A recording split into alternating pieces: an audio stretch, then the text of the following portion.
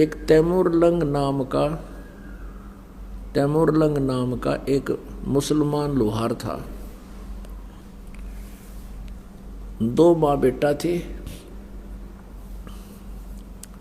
पिता की मृत्यु हो चुकी थी, गरीबी घनी थी। वो क्या करता था कि साहूकार किसानों के भेड़ बकरियों को चराने के लिए ले जाता था जंगल में, और उससे वो साल भर में या 6 महीने में उसको अन्न दे देती थी। पहले ऐसा ही होता था। और फिर शाम के समय उनकी बकरियों को उनके घरों छोड़कर भेड़ बकरियों को वो फिर शाम के समय ओवर टाइम कराया करता एक लोहार के ऐरण पे। एक लोहार के ऐरण पे ऐसे घण मारण की ओवर टाइम सेवा कराया करता। वो भी उसको कुछ मेहनताना पार्ट टाइम दे दिया करता। और उसकी माता जो थी बहुत साध्वी थी, धार्मिक थी। कोई भी अतिथि आ जाता था द्वार पे तो उसको खाना खाए बगैर नहीं जाने देती थी, करबद्ध हो जाती थी, भोजन पाओ। और बहुत ही अच्छी नेक बहन थी। एक दिन क्या हुआ कि तैमूरलंग जंगल में भेड़ बकरियां चरा रहा था। उसने खाना खा लिया था, 1-2 रोटी जैसी गर्दन ले गया था, वो खाना खा चुका था। उसी समय परमेश्वर एक जिंदा महात्मा का रूप बनाकर, एक साधु यानी मुसलमान फकीर होते हैं जिंदा, और तैमूरलंग के पास खड़ा हो गया। तैमूरलंग ने कहा, महाराज अभी अभी मैंने खाना खाया है, भोजन की सुनाओ। परमात्मा ने कहा, भाई भूख लग रही है, भूख लगी है। कहने लगा, भगवान आप यहाँ बैठो, अभी साथ में गांव है, यही हमारे निकट ही घर है, ये साथ ही, और मैं अभी खाना लेकर आता हूँ। और साथ में ये भी प्रार्थना की कि हे महात्मा जी, इन भेड़ बकरियों को ध्यान रखना, ये गुम ना हो जाए, हम बहुत गरीब व्यक्ति हैं, 1-2 बकरी भी गुम होगी तो हमसे इनकी कीमत पूरी नहीं होगी। परमात्मा ने कहा, बेटा मैं खूब रखवाल करूंगा, तू जा। दौड़ा दौड़ा आया, अपनी माँ से कहा, माँ, क्योंकि जैसा बच्चा घर में देखता है वैसी ही भावना उसकी विचार बन जाती है। अपनी माता से कहा कि माता जी, ऐसे एक महापुरुष आए हैं, संत हैं, फकीर, और भोजन चाहते हैं। उसकी माँ ने तुरंत 2 रोटी का आटा था घर में, बस 2 रोटी बनाई, जल का लोटा हाथ में ले लिया। माता ने कहा, बेटा तू बकरी सुन्नी छोड़ कर क्यों आ गया? 1-2 बकरी भी गुम होगी बेटा, हमसे उनकी कीमत पूरी नहीं होगी। तो उसने कहा, माता मैं महात्मा से प्रार्थना करके आया हूँ कि संभाल के रखना। वो कह रहा था, बेटा मैं खूब रखवाल करूँगा। माता ने सोचा कि मैं चलती हूँ, महात्मा के दर्शन भी कराऊंगी, आते समय ये लोटा ले आऊंगी। अब वहाँ जब पहुँचे तो महाराज जी बैठे थे, परमात्मा विराजमान थे। माई ने रोटी रख दी आगे और लोटा जल का रख दिया और कहा, महाराज जी हम घने गरीब हैं, ऐसा आशीर्वाद दो महात्मा, हम हमारे पास कुछ धन हो जा। परमात्मा रोटी खाने लागे। 1 रोटी खाई थी दाता ने, इतने में माई ने 6 बार प्रार्थना कर दी, हे भगवान हम घने गरीब हैं, हे परमात्मा हमें कति रोटी भी ना मिलती, कई बार ते कुछ दया बख्शी, कुछ आशीर्वाद दियो।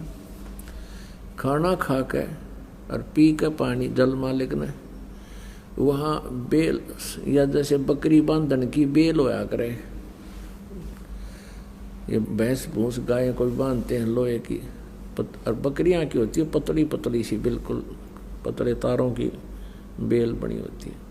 वह बेल उठाई, वह चैन, और उसको 4 बार मोड़ लिया, इतनी रहेगी वह, और खड़ा होकर उसके पुत्र के उस तैमूर लंग का परमात्मा ने पीठ में न्यू करके 7 1 2 3 7 मारी और फिर 2 मारी, फिर मारी लात और मुक्के। माई ने सोचा यू महाराज जी तो नाराज हो गया, दी खैर कै यू मेंटल है, बता भी मतलब मेरे बेटे ने पीटन लाग गया।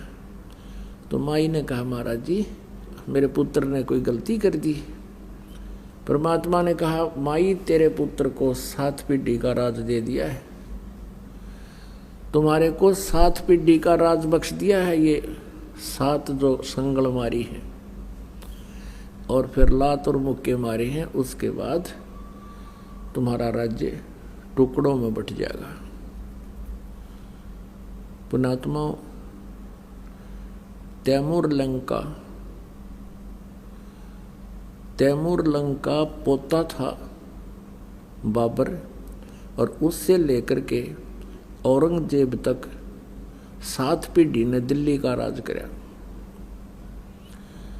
और औरंगजेब के बाद फिर ये इनका राज्य छोटे छोटे टुकड़ों में विभाजित हो गया था। ये तो इतिहास साक्षी है। अपने आत्माओं क्या हुआ, अम्माई ने सोचा ये तो सचमुच कोई वैसे ही कोई पागल सा आदमी है, ये ऐसी बात कह रहा है, तेरी 7 पीढ़ी का राज दे दिया, समय पर टूक नहीं, कोई बात नहीं, शांत होकर आ गई अपने घर पे हमने। अब क्या हुआ कि कुछ दिनों के बाद तैमूर लंग ने क्या देखा कि उसी अक्षेत्र का एक राजा बहुत बदमाशी करया करता। गांव में जो भी कोई सुंदर लड़की होती युवा, उसको अपने उन नौकरों से, क्योंकि मुखबर होते थे गांव गांव में उनके, वो संकेत कर देता और उसके वह सिपाही ठा लाते। ऐसे ही उसी गांव की एक लड़की, युवा लड़की, खेतों से पशुओं का चारा लिए आ रही थी। तैमूर लंग वहां बकरी भेड़ चरा रहा था। इतने में उस राजा के नौकर एक उसी गांव की उस लड़की को जबरदस्ती करके अपने वाहन में घोड़ों के ऊपर डालना चाह रहे थे। उसने शोर मचा दिया, अरे भाई तैमूर आइए, अरे तैमूर भाई मने बचाइए। और पाड़ी दौरा तो लठ हो सके, बांध के सिर का कपड़ा और डे का लठ बाज लिया, मट्टा मट सैनिकों के कई गट्टे तोड़ दिए। अब वो कई जने थे तो तैमूर लंग को इतना मार पीट दिया, उसको मृत करके छोड़ कर चले गए। वो परमात्मा का आशीर्वाद था, वो जीवित हो गया और गांव के लोग पहुंचे, उसको घर ले आए, कुछ दिन में स्वस्थ हो गया। अब उसके मन में एक कल्पना होगी, ए भगवान, मैं राजा बनूं और इस अन्यायी राजा का बक्कल तारूं। इसने हमारी बहन बेटियों की इज्जत लूट रहा है और यही तरफ बनेगी उसके। इसी उद्देश्य से उसने क्या किया, सपने में एक दिन परमात्मा वही जिंदा महात्मा तैमूर लंग को दिखाई दिए और कहा, बेटा जिस एहरन पर तू पार्ट टाइम काम करता है, हथौड़े मारन जाता घण मारने, उस एहरन ने मोल ले ले और उसके नीचे एक बहुत बड़ा खजाना दबा हुआ है, हीरे पन्ने जवाहरात सोने की असरफियां, बहुत घना खजाना है।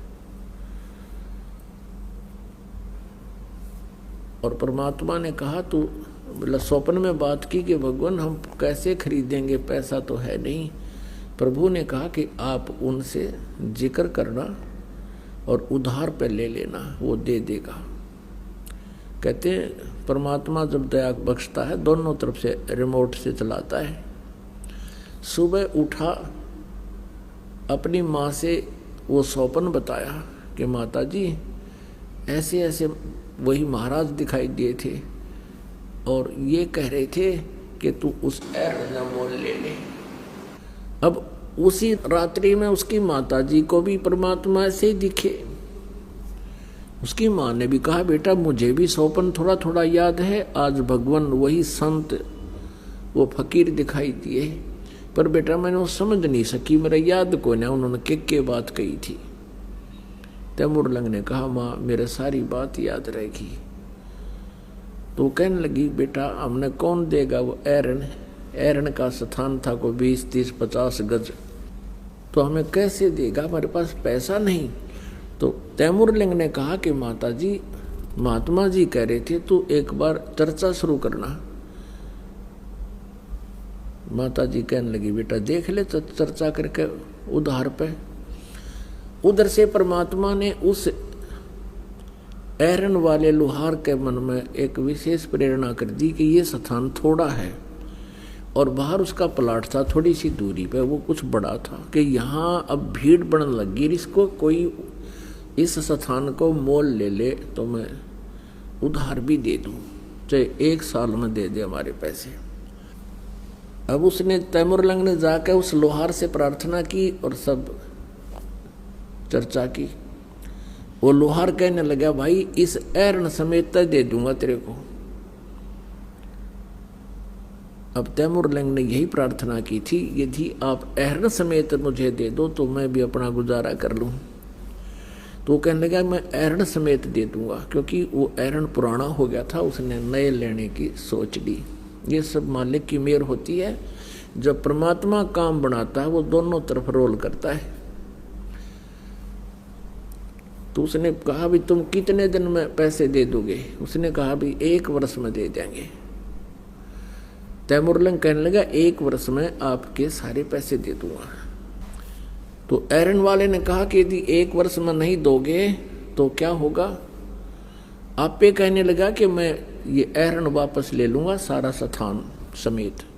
तैमूरलंग ने कहा लिखवा ले बेशक मेरे से, वचन हो गए, ठीक है। उसने 1-2 दिन में वो स्थान खाली कर दिया और परमात्मा ने फिर सौपन में उसको दिया कि तू एकदम इस पैसे को व्यय मत करना, किसी को खबर ना लगने देना, धीरे धीरे इसका प्रयोग करना।